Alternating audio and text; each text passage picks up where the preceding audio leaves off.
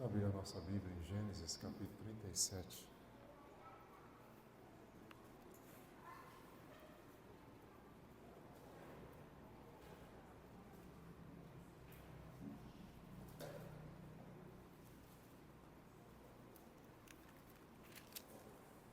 Gênesis 37.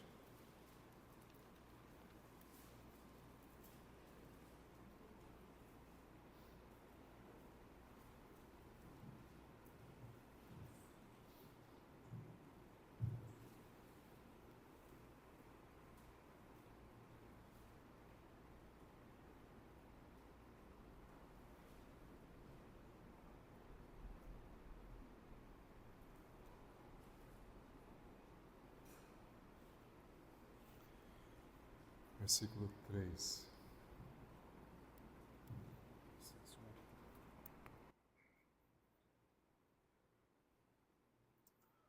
Ora, Israel amava a José mais que a todos os seus filhos, porque era o filho da sua velhice, e lhe fez uma túnica talar de mangas compridas. Vendo, pois, seus irmãos que o pai o amava mais do que todos os outros filhos, o odiaram e já não lhe podia falar pacificamente.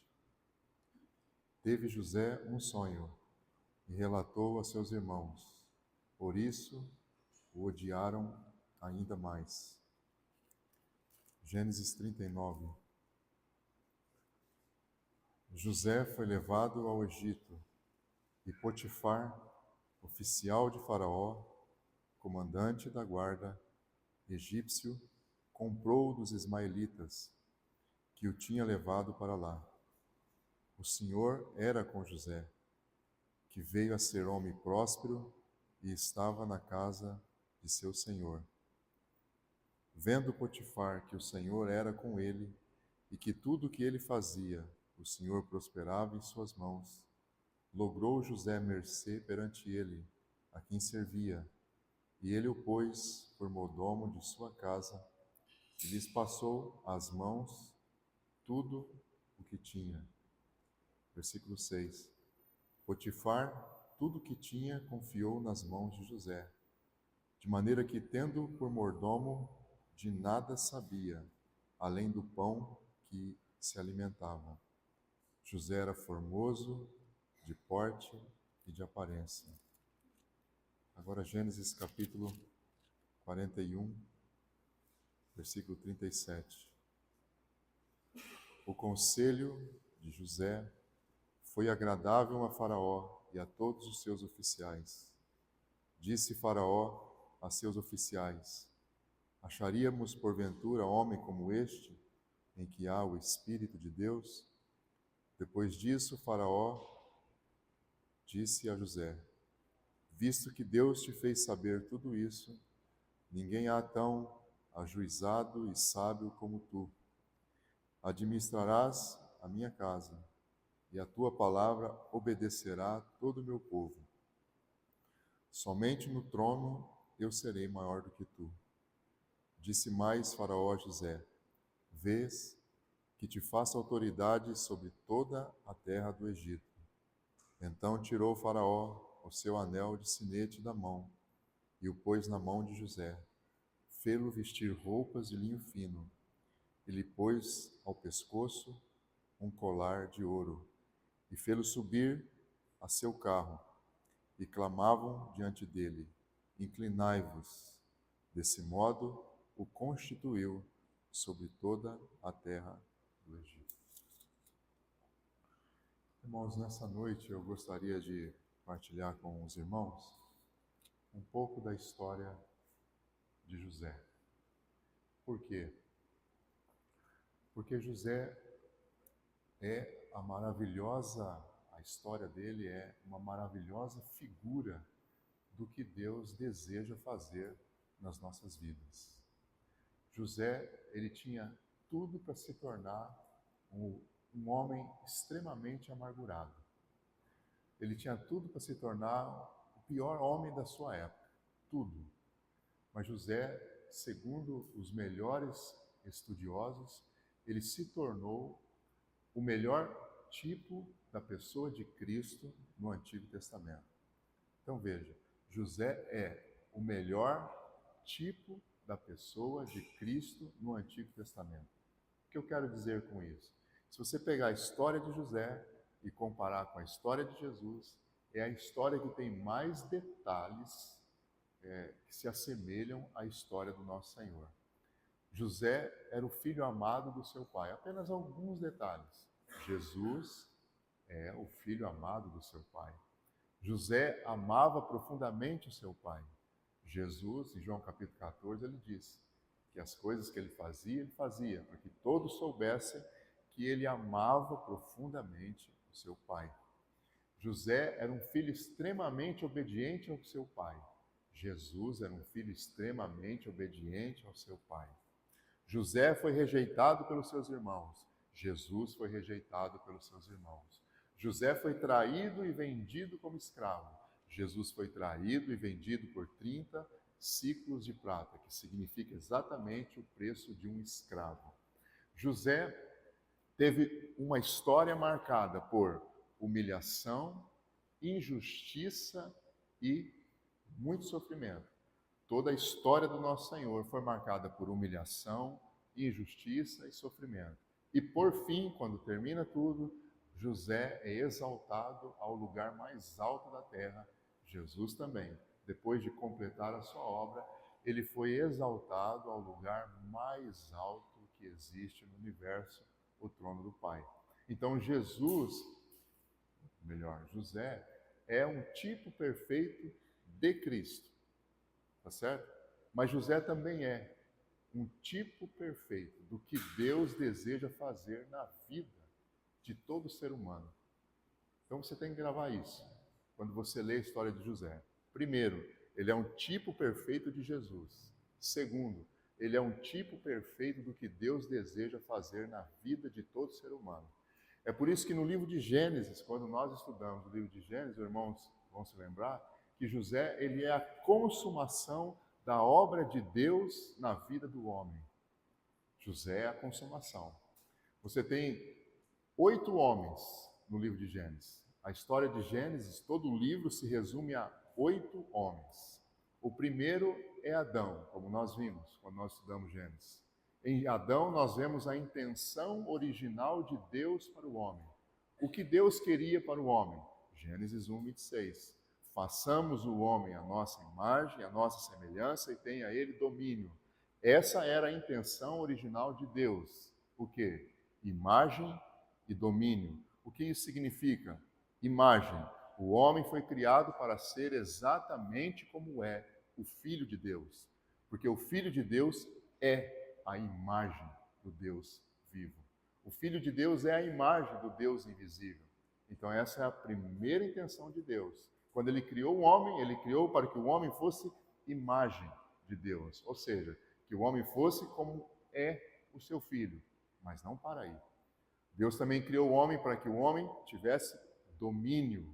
Ou seja, que o homem fosse o representante fiel do Filho na terra. Que o homem governasse a terra em nome do Filho, assim como o Filho, que é a imagem do Pai, está sentado no trono, porque sempre foi assim. Sempre foi assim. Quem esteve assentado no trono sempre, desde a eternidade passada, sempre foi o Filho. Nenhum querubim, nenhum serafim, nenhum anjo viu o Pai.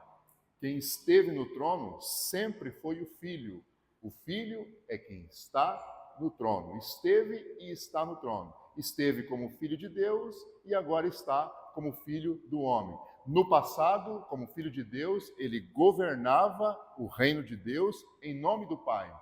Quando o Pai criou o homem, o Pai o criou para que o homem representasse o Filho na terra e governasse a terra, porque a terra é do Filho, em nome do Filho. Por isso o Pai coloca o homem diante da árvore da vida. E nós vimos isso, que o Adão, a vida dele está ligada com a árvore da vida, porque o Pai o colocou diante da árvore da vida, para que ele comesse daquele fruto que representa Jesus e a vida de Cristo entrasse dentro dele e o propósito de Deus então se executaria na vida dele, ele então seria imagem e domínio. Mas nós sabemos, o homem comeu da árvore do conhecimento do bem e do mal e, consequência, ele perdeu a imagem de Deus, não é? Ele se tornou então a imagem da serpente, ele se tornou a imagem do diabo.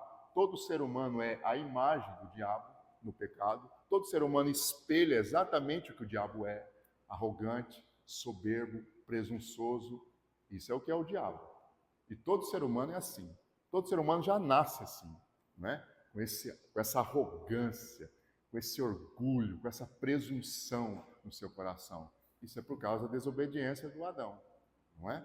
E ele perdeu não só a imagem, ele perdeu o domínio. O homem não domina mais nada. O homem não tem controle sobre o seu temperamento, o homem não tem controle sobre o seu gênio, o homem não tem controle sobre a sua língua, o homem não controla o seu corpo, o homem não domina nada. O homem, na verdade, por causa do pecado, é dominado por tudo. Tudo nos domina. Tudo, absolutamente tudo, por causa do pecado. Mas Deus tem um propósito e Deus não volta atrás no seu propósito. Deus não pode ser frustrado no seu propósito. Então, o que ele faz? Ele separa 6 homens. Os 6 homens próximos, depois de Adão, representam o trabalho de Deus. E o último, o 7º, representa exatamente o homem como Deus sempre quis. Esse é José. Os 6 homens, começando com Abel, até Jacó, representa o que Deus faz em Cristo. Os 6 homens representam exatamente as riquezas insondáveis de Cristo, o que nós chamamos de Evangelho. O primeiro, Abel, sua vida ligada ao Cordeiro. Tá certo, irmão? Abel, a vida está ligada ao Cordeiro. Por quê? Porque o único jeito do homem voltar a ter relacionamento com Deus e voltar ao propósito de Deus é por causa do sangue do Cordeiro que tira o pecado do mundo. Abel. O segundo homem, Enoque. Porque todo homem que crê em Jesus, ele nasce do céu. Nascer de novo na Bíblia é exatamente essa definição. Nascer do céu. Porque a vida de Enoque está ligada ao céu. Nasceu de novo? É o fim de tudo? Não. É o começo de tudo. Agora esse homem que nasceu de novo tem que andar com Deus. Qual é a expressão que define Enoque? Enoque andava com Deus. O homem que nasceu de novo, agora tem que andar com Deus, para que ele possa ganhar as realidades celestiais. E aí o próximo, Noé. Noé, a vida dele está ligada à arca. A arca fala de Cristo. Noé e a sua família foram colocados na arca, assim como aquele que nasceu de novo foi colocado em Cristo. E agora precisa aprender a permanecer em Cristo. O próximo homem, Abraão. A vida de Abraão é marcada por altar. 4 altares. Fala do quê? Consagração. O próximo, Isaque. Uma vida marcada de poços. Poços fala do quê? Uma vida de profundidade. Uma vida que está sendo transformada. E o último, Jacó. Coluna. Uma vida de testemunho. E aí, a consumação de tudo. José, o homem, como Deus sempre quis. Então, a intenção original, Adão. Tudo que Deus fez para trazer esse homem de novo, os 6 homens. E depois, José, o homem trabalhado por Deus. Então, em José você vê exatamente isso. O homem que Deus sempre quis depois do pecado. Ele representa isso. O que Deus faz na vida de um homem para levá-lo até o seu projeto original. A gente vê isso na vida de José, muito claramente, irmão. Porque José, ele vai ser trabalhado para ser colocado exatamente aonde Deus sempre quis, no trono. José, ele nasce numa família real, a família de Abraão. A família de Abraão é uma família real. Todos aqueles que nasceram de novo, nasceram numa família real, a família de Deus. Todos aqueles que nasceram de novo, nasceram com um único propósito: se tornarem reis. Esse é o propósito. Todos aqueles que nasceram de novo, nasceram com um propósito: estão destinados a reinar. Esse é o propósito do novo nascimento. E a gente vê isso muito claramente na vida dele. Nasceram não para ser reis segundo o mundo, nasceram para ser reis segundo Deus. Todos os que nasceram de novo estão destinados a governar. Todos os que nasceram de novo estão destinados a sentar no trono.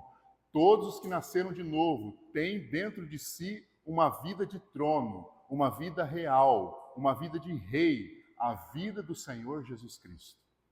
Todos os que nasceram de novo têm dentro de si essa vida. Agora, irmão, ninguém pode se assentar no trono se não for rigorosamente preparado. Para que uma pessoa possa se assentar no trono, ela tem que ser rigorosamente treinada. Isso é verdade no natural. Eu estava pesquisando sobre isso, eu estava olhando a família britânica, e eu estava vendo que todos os príncipes e princesas que se assentaram no trono da família britânica, todos eles são severamente treinados. Todos. Agora, meu irmão, nós, os que nascemos de novo, não vamos nos assentar no trono desse mundo. Nós que nascemos de novo, estamos destinados a sentar no trono do universo, porque foi para isso que Deus nos criou. Deus nos criou para que nós pudéssemos nos assentar no trono do reino dos céus e governássemos a terra para o seu Filho. Foi para isso que Ele nos criou. E depois Ele nos salvou com esse propósito. Esse é o propósito dele. Que todos os que nasceram de novo sejam exatamente como é o seu Filho, para que possam governar a terra para o seu Filho. É por isso que o apóstolo Paulo diz que todos os que nasceram de novo precisam ser idôneos. Essa é uma palavra de Paulo. O que quer dizer idôneo? Quer dizer, todos os que nasceram de novo têm que ter um caráter que seja coerente com o trono. Qual é esse caráter? O caráter do rei. Qual é o caráter do rei? Ele era manso e humilde. Em todos os que nasceram de novo, esse caráter tem que ser formado. Escute, irmão. Em todos os que nasceram de novo, este caráter tem que ser formado. Tem que ser formado, não tem opção. Tem que ser formado. Porque todos os que nasceram de novo com um propósito: se assentar no trono. E Deus vai formar esse caráter em todos os que nasceram de novo. Agora nós estamos na era da graça. E, meu irmão, eu tenho que dizer isso. Ele não vai forçar a tua vontade. Se você tem essa ideia, você pode desistir disso. Isso não é coerente com ele. Ele não vai forçar você a ser como ele. Isso é voluntário. Ele vai despertar o seu espírito, ele vai te convencer e você voluntariamente vai se rendendo a ele em obediência e quebrantamento.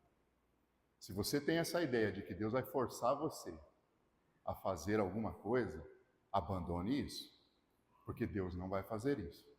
Isso não é coerente com o seu caráter. Então, irmão, ele vai fazer. Se ele não completar isso na era da graça, aí sim, ele vai completar isso na era da justiça. Na era da justiça ele vai completar, que é a era do milênio. Aí ele vai completar sim. naqueles que ele não completou essa obra na era da graça, então, na era da justiça, que é uma era de 1000 anos, ele vai terminar essa obra. Mas no momento em que nós estamos vivendo, a era da graça, ele não vai forçar ninguém. É pela graça.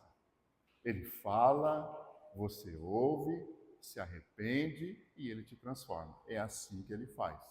Mas ele quer transformar as nossas vidas. Ele quer formar o seu caráter em nós. Porque ele tem um propósito. O propósito dele é nos colocar no trono. E ele vai nos colocar no trono. Se você não se assentar no trono do reino dos céus, que é o milênio, escute, irmão, talvez você não vá se assentar no trono, porque você não cooperou com ele na era da graça. Então você se assentará no trono na era eterna, que é a Nova Jerusalém. Mas nós vamos nos assentar no trono, porque nós somos criados e salvos para este bendito propósito, reinar com um filho sobre a terra. É um propósito maravilhoso. E quando você olha para a vida de José, você vê exatamente isso, irmão. Você vê como Deus pegou um jovem, um homem, e foi trabalhando a vida desse homem até ele estar pronto para que se assentasse no trono da terra. Porque José se assentou no trono do maior império do mundo. Alguém fecha aquela porta, por favor, porque senão nós vamos ficar competindo com o barulho dos carros. Tá certo? E antes de fazer o trabalho com ele, escute, irmão, isso é muito importante. Deus deu para ele um sonho. Deus deu 2 sonhos, mas os 2 sonhos significam uma única coisa. Uma coisa só. O que os sonhos de José falavam? Uma coisa só. Você vai se assentar no trono. Eu separei você para que você possa reinar. Esse era o sonho dele.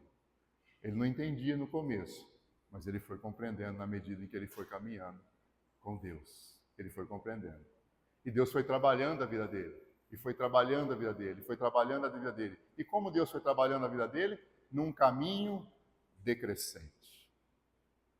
O caminho de José é um caminho decrescente. É um caminho de despojamento. É um caminho de despir. É um caminho de tirar. Deus tirou tudo de José. E escute bem o que eu vou dizer nessa noite. Deus quer tirar tudo seu. Enquanto Deus não for tirando as coisas, você não vai sendo preparado para o trono. Deus tira, e depois que ele tira, e ele sabe que ele tirou, aí ele devolve. Porque agora você pode ter. Porque se ele não tira do teu coração, se você fica, essa coisa te domina. Essa coisa te escraviza. Essa coisa faz você um escravo dela. E Deus foi tirando tudo. Deus tirou dele o amor da sua família. Começou aí. Deus tirou o amor da sua família. Ele foi humilhado. Ele foi injustiçado. Ele foi caluniado. Irmão, ele foi esquecido. Ele foi maltratado de todas as maneiras. Isso era o trabalhar de Deus na vida dele, tirando tudo dele. Porque Deus tinha um propósito na vida dele, colocar ele no topo. Só pode ser colocado no topo de Deus quem permite ser despojado de tudo. Agora, para a mente natural, isso é uma loucura. Para a sua mente, isso é uma loucura. Porque para a nossa mente, o caminho do topo é crescente. Nunca, na nossa mente, o caminho do topo é decrescente. Nunca. Na nossa mente, o sujeito começa como auxiliar do serviço geral. E vai subindo, vai subindo, vai subindo, vai subindo, vai subindo, vai subindo, até chegar a ser o empresário, o dono da empresa. Aí todo mundo olha para ele e diz assim, nossa, esse é um sucesso. Isso é o mundo. No mundo é assim, o mundo é para cima. Mas o nosso Deus, o trabalho dele é para baixo. Se nós queremos sentar no trono com ele, nós temos que crescer para baixo. E a melhor para mim, a melhor ilustração, a melhor da vida cristã, ilustração, figura, é o Jordão. Porque o Jordão começa a 3.000 metros de altura no Monte Hermon, como nós falamos semana passada. Ele começa lá em cima, no Monte Hermon, e ele vai descendo, descendo. Jordão significa descer, descendo, descendo, descendo, descendo, descendo, descendo, descendo. Ele desce toda a Palestina e ele morre na parte mais baixa da terra, o Mar Morto, 300 metros abaixo do nível do mar. Por que tem que ser assim? Por causa da famosa frase de João Batista, que define muito bem o que é santificação. Importa que ele cresça e que eu diminua e que eu desapareça. E esse é o trabalho de Deus. E tirando, e tirando. E por que Deus faz assim? Porque todos nós aqui dentro dessa sala, sem exceção, somos governados pela nossa natureza. Nós somos, como eu falei, o pecado fez isso com a gente, arrogantes. A gente só vive por aquilo que pensa, por aquilo que sente, por aquilo que acha e por aquilo que quer. Esses somos nós. Como Deus pode colocar um sujeito desse no trono dele? Se ele botar um sujeito desse no trono dele, ele faz o maior estrago nessa terra, não é mesmo, irmão? Ele tem que ir despojando esse homem, ele tem que ir tirando desse homem tudo desse homem. E é por não entender isso, meus irmãos, é por não compreender isso, é porque nós não temos essa visão celestial, é porque nós não temos o sonho de Deus.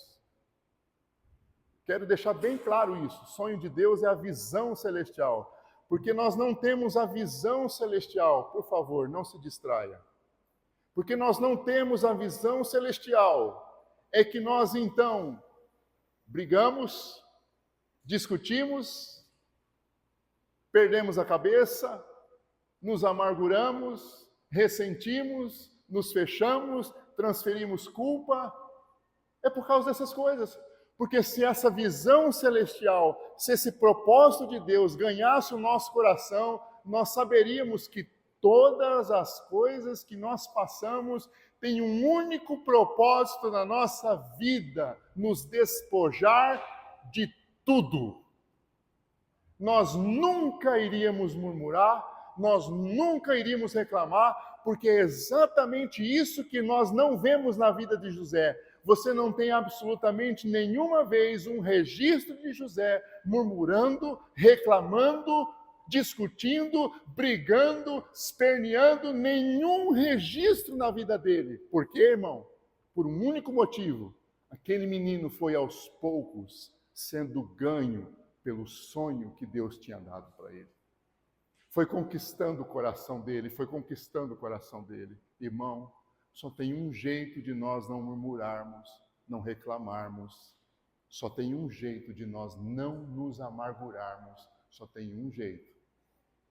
É ganhando no nosso coração a visão do propósito de Deus para as nossas vidas. Deus tem um propósito para mim e tem um propósito para você. E é o mesmo propósito. Porque Deus não tem um propósito para mim e um outro propósito para você. Ele não tem. Isso é conversa de pregador. Isso é conversa de pastor. Que Deus tem um propósito na sua vida, que Deus tem um propósito na vida dela, que Deus tem um propósito. Deus não tem propósitos. Deus tem um único propósito para todos os seus filhos. Porque Deus é Deus de uma coisa só. E o propósito de Deus é aquele que está descrito em Romanos capítulo 8, versículo 28 e 29, quando ele diz que todas as coisas cooperam para o nosso bem. Para quê? Por quê? Porque ele quer formar Cristo em nós, para que o Filho seja o primogênito dentre muitos os irmãos. Agora, esse propósito precisa ganhar o nosso coração. Porque é inevitável, irmão. Nós estamos num caminho de sofrimento. Nós estamos num caminho de dor. A dor é inevitável. O sofrimento é inevitável. Escute, irmão. Você foi colocado num caminho de humilhação. A humilhação é inevitável. A injustiça é inevitável. As perdas são inevitáveis. A dor é inevitável. ser machucado por pessoas que você ama é inevitável. Você será machucado por aquelas pessoas que você sabe que ama você e que você também ama. Isso é inevitável, irmão. Isso faz parte do caminho do qual Deus colocou você e Deus me colocou. Porque Ele tem um propósito, um bom propósito, um maravilhoso propósito em nossas vidas. Por isso Jacó nasceu naquela família. José nasceu naquela família. Que família complicada. Por isso você nasceu numa família complicada, ou não nasceu? A minha era bastante complicada. A minha é bastante complicada. E a sua? Também é. Agora eu não estou pensando na tua família natural. Eu estou pensando nessa família aqui, ó. A família espiritual. Porque quando você nasceu de novo, você nasceu na família de Deus. Irmão, o nosso Pai é maravilhoso. Quem tem alguma coisa que falar do nosso Pai Celestial? O nosso irmão mais velho é formidável. Alguém tem aqui alguma coisa para falar do nosso irmão mais velho? Por favor, eu gostaria de conhecer. Temos alguém? Não temos, né? Agora, os nossos irmãos não são tão maravilhosos assim. Por que Deus faz assim? Por quê? Pelo mesmo motivo que Ele fez na vida de José. Ele queria trabalhar José através daqueles irmãos. E Deus nos coloca numa família de muitos irmãos complicados. Porque nós somos complicados, todos nós somos. Porque Ele tem um desejo, trabalhar as nossas vidas. E José, diz o texto, que era o filho mais amado. Nós vimos isso aqui em Gênesis 37, né? Se você quiser voltar lá, diz que ele era o filho mais amado de Jacó. Por que ele era o filho mais amado de Jacó? Por 3 motivos. Aqui só está um. O primeiro motivo que está aqui é que José era o filho da velhice. O segundo motivo é que José era filho da mulher que Jacó mais amava, Raquel. E o terceiro motivo é que José era o filho obediente. José era diferente de todos os outros filhos, porque José era o filho obediente. José era o filho que tinha absorvido a disciplina do pai. E por isso era daquele jeito. E sabe o que o pai fez? O pai tem prazer em filho obediente. O pai pegou e fez o que para ele? Uma túnica talar colorida. Uma túnica especial. O que significa essa túnica? Essa túnica significa direito de primogenitura. Quando Jacó pegou aquela túnica e botou em José, ele estava dizendo para toda a família: esse é meu filho primogênito. Era isso que ele estava dizendo. O filho primogênito não era José. O filho primogênito era Rubem. Mas Rubem era imoral. Rubem era profano. E Jacó sabia disso. Mas José não. Ele pega aquela túnica e dá para José. Por quê? Por quê, irmão? Porque o direito de primogenitura fala do quê? Não fala apenas do filho que nasceu primeiro. Não. No Antigo Testamento, o direito de primogenitura não está ligado só a isso. Ao filho que nasceu primeiro. Não. No Antigo Testamento, o direito de primogenitura está ligado ao filho que tem uma posição de destaque diante do pai. Por isso, o pai, no Antigo Testamento, podia dar o direito de primogenitura para quem ele quisesse. E esse filho, que para o pai seria o primogênito, ele teria 3 coisas. A primeira coisa que ele teria, a porção dobrada da herança. Essa era a primeira coisa. Mas ele teria mais 2 coisas. Ele continuaria a função do pai. Ele seria o sacerdote da família e ele seria o governador daquela família. Então, o direito de primogenitura tem 3 coisas. Primeiro, herança dobrada. Segundo, sacerdócio. Terceiro, governo. E o Jacó entendeu que José era esse filho e deu para ele o direito de primogenitura, porque ele era o filho extremamente obediente, ele era o filho que agradava o pai. Quando os irmãos viram aquilo, o odiaram. Pergunta: que culpa tem José de ser o filho mais amado do pai? Ele tem culpa? Não, ele não tem culpa. Quando eles iam pastorear as suas ovelhas, eles iam para o campo, porque eles eram pastores de ovelhas, José pastoreava junto. A hora que eles voltavam, no final do dia, sentavam para comer, José se assentava do lado, Jacó se sentava do lado de José e perguntava assim para José: filho, como é que foi o dia? É claro, o Jacó tinha intimidade com o José e ele sabia que o José era obediente. O que o José fazia para ele, para o pai? O que o José fazia? José contava tudo para o pai, porque ele era um filho obediente do pai. Ele era um filho que queria agradar o pai. Qual que é a nossa tendência natural? Eu já fiz muito disso, já preguei assim. Eu já disse muitas vezes que José era o dedo duro. Não, José não era o dedo duro. Até o Senhor abriu os meus olhos na história de José. José não era o dedo duro. José não era aquele que ficava fofocando. José não tinha motivo para fofocar dos irmãos. José tinha todo o amor do pai, ele não tinha motivo para fofocar dos irmãos. José era o amado do pai. José tinha um desejo, agradar o seu pai. E outra, irmão, José amava os seus irmãos. José queria que os seus irmãos se arrependessem daquele tipo de vida que eles viviam. José queria também que os seus irmãos amassem o seu pai e vivessem uma vida de obediência para o seu pai. Esse era o coração de José, mas os seus irmãos não viam assim. E quando José conta o sonho dele para os irmãos, então aquilo vira uma situação ainda pior, porque os irmãos entendem o sonho e ficam extremamente irritados com ele. E tem uma situação em que eles vão, depois você lê, não dá para a gente ler a história toda, você pode ler em casa, uma situação em que os irmãos vão pastorear em Siquém, ficava a 96 quilômetros da cidade deles, do lugar onde eles moravam, e o Jacó chega para José e diz: José, vai ver onde é que teus irmãos estão, e Siquém, vai ver como é que eles estão. José poderia ter dito assim para o pai: pai, os meus irmãos me odeiam.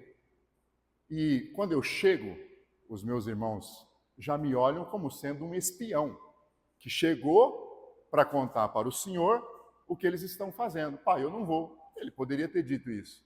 Mas ele era um menino tão obediente, mas tão obediente, que ele vai. Mesmo sofrendo a rejeição dos irmãos, e mesmo sendo mal compreendido pelos seus irmãos, ele vai. E ele chega em Siquém, os irmãos não estão em Siquém, os irmãos foram para Dotã. Dotã ficava a 48 quilômetros de Siquém. O que ele faz? Eu pensei em mim. Eu pensei que se eu fosse José, eu chegasse em Siquém, os meus irmãos não estivessem lá, o que eu ia fazer? Bom, eu fiz o que meu pai mandou. Voltaria para casa, chegaria para meu pai e falei: pai, eu já fui lá, eles não estão lá. Então, o que ele faz? Ele pesquisa para saber onde é que os irmãos estão em Dotã. Ele vai até Dotã. Por quê? Porque ele amava o pai. Ele queria agradar o pai. Ele queria satisfazer o coração do pai. Esse era José. E quando ele chega em Dotã, você conhece a história. Os irmãos o pegam, jogam numa cova, pegam a sua túnica, da qual eles tinham tanta raiva e inveja e ciúmes, matam um animal, passa sangue na túnica, diz para o pai tirar as suas conclusões, pega José e manda José para o Egito. Lá no Egito, o que vai acontecer com ele? Gênesis 39. Eu gostaria de chamar a sua atenção para isso. Gênesis capítulo 39. Olha o que acontece com ele.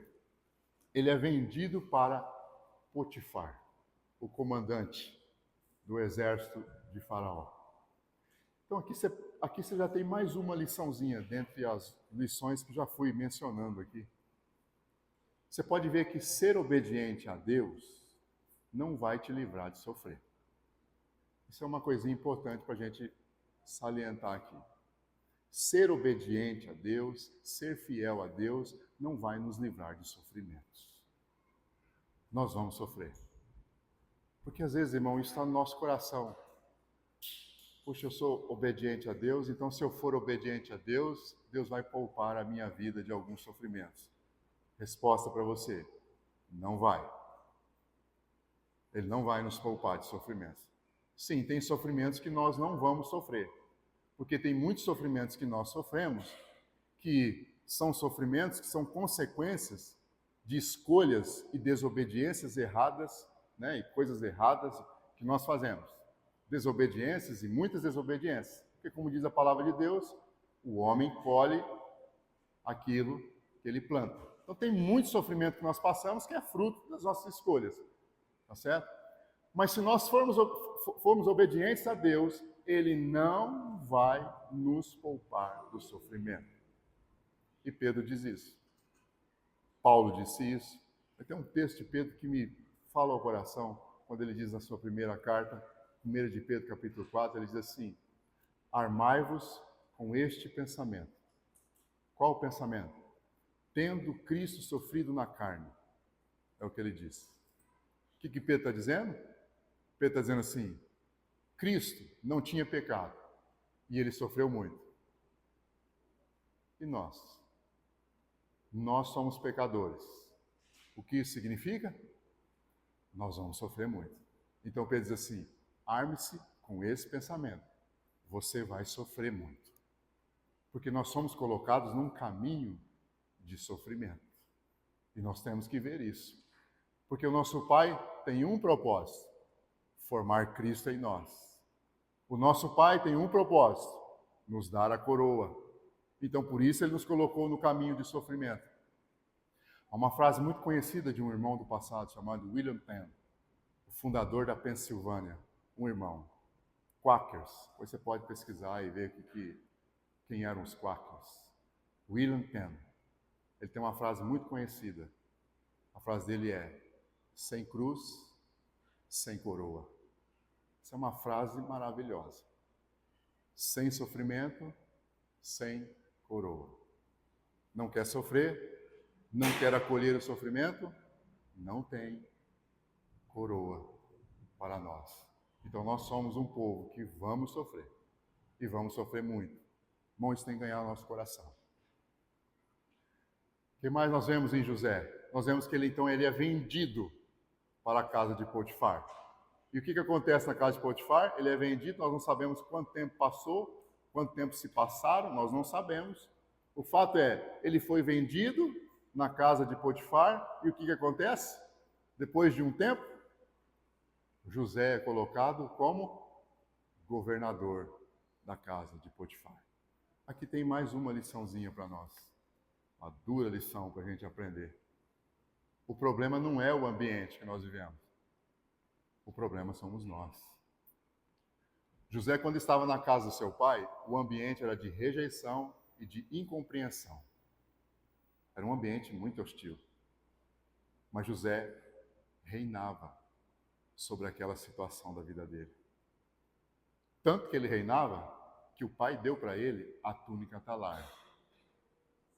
Ele estava sob a situação da casa dele.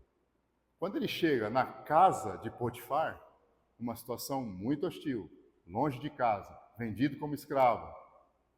De novo, irmão, passa um tempo, ele é colocado como governador da casa. José está reinando sobre aquela situação. Que lição nós temos aqui, irmão? Uma lição muito preciosa. Para todos nós, talvez uma das mais difíceis que nós temos que aprender como os filhos de Deus. Se nós queremos assentar no trono, nós temos que aprender a reinar sobre as situações em que nós estamos vivendo. Por quê? Porque todos nós, sem exceção, temos uma tendência muito grande de viver a vida no sabor das situações da nossa vida. Se a nossa vida está boa, a gente está bem. Se a nossa vida está ruim, a gente está abatido, a gente está triste, está murmurando, está reclamando, está brigando, está irritado. Esses somos nós. As situações da nossa vida têm um poder de nos controlar. O que Deus quer fazer conosco antes de nos colocar no trono dele? Ele quer que aprendamos a reinar sobre as situações da nossa vida. Se você olhar a vida dele, ele vai ser jogado numa prisão. O que acontece quando ele chega na prisão? Dá uma olhadinha aí. Deixa eu olhar aqui, capítulo 39 ainda, versículo 20. E o Senhor de José o tomou e o lançou no cárcere. Foi colocado na prisão injustamente, né? Por causa da mulher de Potifar, que queria se deitar com ele, mas ele não quis. Lugar onde os presos do rei estavam encarcerados, e ali ficou na prisão. 21. O Senhor, porém, era com José. Ele foi benigno, ele deu mercê perante o carcereiro. O qual, olha aqui, irmão, que lindo. O qual confiou às mãos de José todos os prisioneiros que estavam no cárcere. E ele fazia tudo quanto se devia fazer ali. O que José foi mandado para a prisão? Saiu da casa de Potifar, governador da casa de Potifar. Antes da casa do pai dele, agora da casa de Potifar. Joga ele na prisão. O que acontece na prisão? Ele se torna o governador da prisão. É ele que manda na prisão. Qual é a palavra para isso no Novo Testamento? Sabe qual é a palavra para isso? Não. José era um vencedor. José estava aprendendo aquilo que todos nós precisamos aprender. Uma das mais difíceis lições. Qual? A que o apóstolo Paulo aprendeu, e ele diz para nós em Filipenses: eu aprendi, como José, a viver contente em toda e qualquer situação. Paulo era um homem como José, que reinava sobre as circunstâncias. E o que acontece naquela prisão, a gente já caminhando para o fim, ele vai interpretar dois sonhos, o do padeiro e do copeiro. A interpretação é bem simples, depois você pode ler lá o sonho.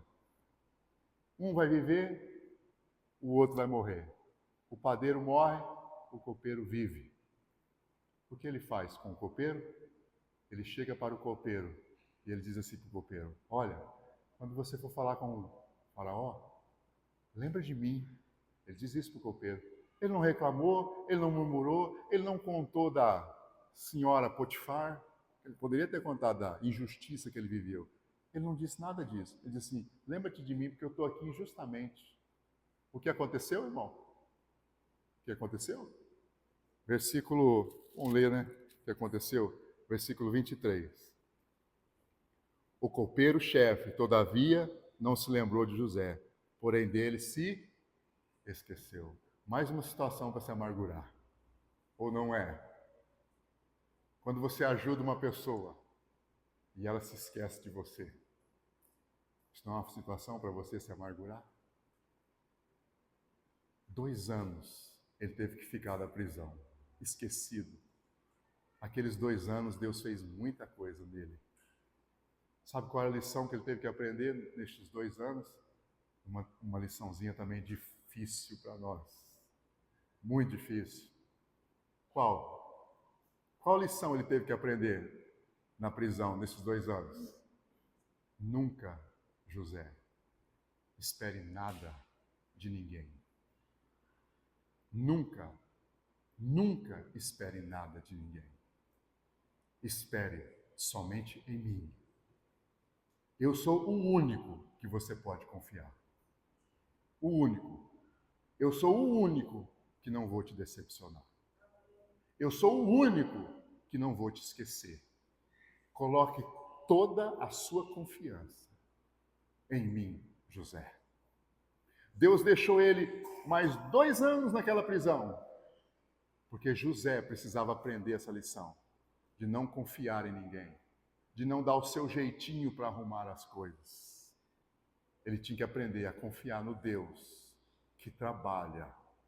Ele trabalha muito para aqueles que nele esperam totalmente. Que lição maravilhosa. E aí depois que ele aprendeu essa lição, ele sai, porque o faraó sonhou. Quem deu o sonho? Deus. E o faraó o chama. E quando o faraó o chama, que coisa linda, irmão. Isso é uma das coisas mais lindas que eu vejo nele. Ele nunca aconselhou ninguém na interpretação. Agora, o faraó o chamou. Ele interpreta o sonho. E ele faz algo mais. Ele dá um conselho para o faraó. Por que José aconselhou o faraó? Por um único motivo. Porque agora ele tem sabedoria para aconselhar. Outra liçãozinha que você pode pôr aí. Qual, irmão? Qual a liçãozinha preciosa aqui? A lição preciosa é: quer ser um homem sábio? Quer ser uma mulher sábia? Você precisa do quê? Você precisa de muito, mas de muito sofrimento. E de acolher todo o sofrimento que Deus permite na sua vida. Toda vez que você acolhe o sofrimento que Deus permite na sua vida, Deus está fazendo de você um homem e uma mulher sábio. Quer ter conhecimento, irmão? Quer ser uma pessoa cheia de conhecimento? Bem simples. Te dou a receita. Estude muito, leia muito, pesquise muito, ouça muita mensagem na internet. Leia bastante. Você vai ser uma pessoa que tem muito conhecimento. Quando você abre a sua boca, que as pessoas vêm conversar com você, elas ficam assim, como ele tem conhecimento. Como ela tem conhecimento? Conhecimento, irmão. Conhecimento não é o mesmo que sabedoria, irmão. Sabedoria vem de Deus. É Deus quem dá sabedoria. E Deus dá sabedoria para aqueles que no meio do sofrimento se rende à sua palavra. Estes ganham sabedoria. E agora ele tem sabedoria para aconselhar o faraó. Que coisa linda, irmão. E aí o faraó fica encantado com aquela sabedoria, porque não é dele. Aquela sabedoria não é dele. Aquela sabedoria é do Senhor, porque do Senhor vem a sabedoria, diz Provérbios, não é? E aí o que acontece? O faraó muda a roupa dele. Só um pontinho para você meditar. A vida dele é uma vida marcada por mudanças de vestes. Depois você vai estudar a história dele. O tempo todo, Deus está mudando a veste dele. Ele tinha uma túnica talar. Deus arranca a túnica talar e dá para ele o quê? Vestes de escravo. Chega uma hora que Deus tira as vestes de escravo e dá o que para ele? Vestes de prisioneiro. E agora chega o momento dele receber as vestes gloriosas. Versículo 42 do capítulo 41. As vestes de linho finíssimo. Do que fala isso? Do trabalhar de Deus na nossa vida. Cada vez que nós vamos nos submetendo àquilo que Deus está fazendo na nossa vida, Ele vai mudando as nossas vestes. E vai mudando as nossas vestes. E vai mudando as nossas vestes até aquele glorioso dia. Apocalipse 19. Aleluia! Olha, irmão, eu queria acho que falar como é o aleluia de lá. Porque eu fico imaginando como é que é aquele aleluia de lá, do Apocalipse 19. Porque é o aleluia das bodas do Cordeiro. Chegou as bodas do Cordeiro. Você imagina um aleluia assim, igual o meu? Aleluia. Olha, irmão, se você não gosta dos irmãozinhos pentecostal, vai se acostumando, porque naquele dia eu acho que vai ser uns aleluia, uns glória a Deus, você vai se assustar. Porque vai ser algo glorioso. É aleluia, aleluia, aleluia, aleluia. Chegou as bodas do Cordeiro, cuja esposa se ataviou com vestes de linho finíssimo. Chegou a hora, irmão. A hora de sermos coroados para o reino dos céus. Para estarmos juntos com Ele, vestes gloriosas. Esse é o trabalhar de Deus na nossa vida. Eu quero terminar aqui, porque eu confesso para os meus irmãos que eu não entendi essa parte final da história de José. Como ele lidou com seus irmãos, porque quando eu li a história dele, eu pensava comigo assim, não sei se você pensava como eu pensava assim, meu Deus, por que José não se revelou logo para os seus irmãos? Porque se eu estivesse lá no Egito, como rei do Egito, e chegasse a minha turma, e disse assim, já perdoei, ele já tinha perdoado, pessoal. Já está tudo certo. Está todo mundo perdoado já. Como nós sabemos que estava tudo perdoado? Por causa dos filhos dele. Ele teve 2 filhos, Manassés e Efraim. Manassés significa Deus me fez perdoar. É esse o significado de Manassés. E Efraim quer dizer Deus me fez prosperar. Porque só prospera quem perdoa. Ele já tinha perdoado, estava tudo certo. Quando ele viu os seus irmãos, se fosse eu, ele dizia assim, gente, sou eu, o Ricardo, eu sou o rei do Egito. Vem cá, vem cá. Mas por que ele não fez assim? Eu não entendia isso, mas meu Deus, me parece que ele está amargurado com os irmãos. Não é isso, irmão, o Senhor me revelou isso. O Senhor disse, ele agora é um homem trabalhado, ele é como meu filho, ele é sábio, ele sabe lidar com os seres humanos. José agora quer a restauração dos seus irmãos. José agora quer libertar os seus irmãos do sentimento de culpa. José agora quer libertar os seus irmãos da escravidão que eles viviam. E ele sabe como fazer isso. A maneira como ele fez é uma sabedoria divina. Como ele fez aquilo? Porque você lembra como ele fez? Rapidamente, a primeira coisa que ele fez? Do que ele chamou os seus irmãos? Você lembra? Ele chama os seus irmãos de espiões. Por que ele chama os seus irmãos de espiões? Porque ele quer despertar a consciência dos seus irmãos. Porque todas as vezes que ele chegava, os seus irmãos se comportavam como se ele fosse um espião. Ele quer despertar a consciência deles. E aí o que ele faz em seguida? Ele pega todo mundo e manda para a prisão. Por que ele fez isso? Porque ele quer ver qual vai ser a reação deles diante da consciência despertada. E ele era o rei egípcio, o governador egípcio. Os irmãos não sabiam que era José, então ele sabia a língua dos irmãos, o hebraico. Ele falava a língua dos egípcios. Então ele prende todo mundo na prisão e fica lá, esperando para ver qual vai ser a reação. Olha o que os irmãos falaram, irmão. Quando eu vi isso aqui, meu coração se derreteu. Olha o que os irmãos falaram quando foram colocados na prisão. É Gênesis, capítulo 42, versículo 21. Diz assim, Gênesis 42, 21. Então disseram uns aos outros, eles estão na prisão. Na verdade, somos culpados, a consciência foi despertada. No tocante ao nosso, olha irmão, que coisa linda, ao nosso, eles nunca tinham chamado José de irmão. Nunca. Não há referência bíblica para isso. Eles sempre chamavam José de sonhador. Lá vem o sonhador. Eles odiavam José, mas agora eles reconhecem José como irmão. E aí o que o José faz? O coração dele deve estar apertado. Ele prende Simeão, porque Simeão devia ser o pior da turma. Ele prendeu Simeão, pega os sacos de comida, amarra com dinheiro por dentro e devolve. Por que ele fez isso? Porque quando os irmãos estão no meio do caminho, chegam numa determinada região, vão parar para tomar o café, a hora que abrem o saco, o dinheiro está lá. E agora? O que vai ter que fazer? O que eles vão ter que fazer? Vão ter que contar tudo para o pai. Que lindo, irmão! Que coisa linda! Por quê? Porque José sabia que os irmãos dele, no passado, nunca contava nada para o pai, sempre escondia tudo. Eles eram mentirosos, eles sempre mentiam, sempre omitiam as coisas para o pai. E José, por outro lado, sempre contava tudo e era tido como sendo o fofoqueiro. Mas agora não tem jeito, não tem como mentir, vai ter que contar tudo para o pai. Coisa linda. E aí quando eles voltam com Benjamim.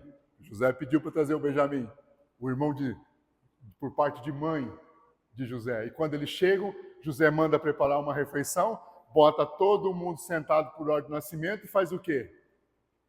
O que ele faz? Pega para Benjamim e coloca 5 vezes mais da porção da comida.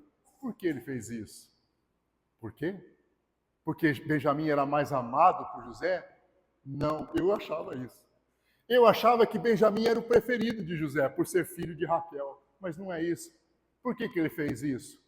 Qual era o propósito dele? Ele fez isso, irmão, porque ele queria ver como seus irmãos reagiriam diante de um irmão sendo o preferido do governador do Egito. Por quê? Porque ele sofreu muito na mão daqueles irmãos, porque ele era o preferido do seu pai. Os seus irmãos tinham ciúmes dele, porque ele era o preferido. Ele queria ver como é que eles iriam reagir. Sabe como eles reagiram? Nem ligaram, não se importaram. José viu que eles estavam sendo trabalhados. E aí ele pega o último teste, pega o copo dele, o seu copo de honra, e enfia no saco de Benjamim e acusa Benjamim de ter roubado o seu copo. O que deveria acontecer com Benjamim? Benjamim deveria morrer. O que acontece? Os irmãos fazem o quê?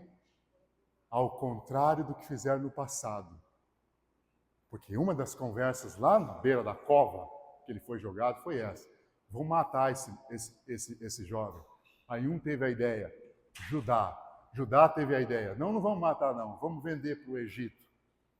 Agora, irmão, diante da possível morte de Benjamim, todos os irmãos caem de joelho e pedem misericórdia. Estão dispostos a morrer por Benjamim e pelo seu pai. Eles estavam restaurados. Nesse momento, José diz: sou eu, José. Quando eu leio essa história, eu fico pensando, meu Deus, se isso foi possível no Antigo Testamento,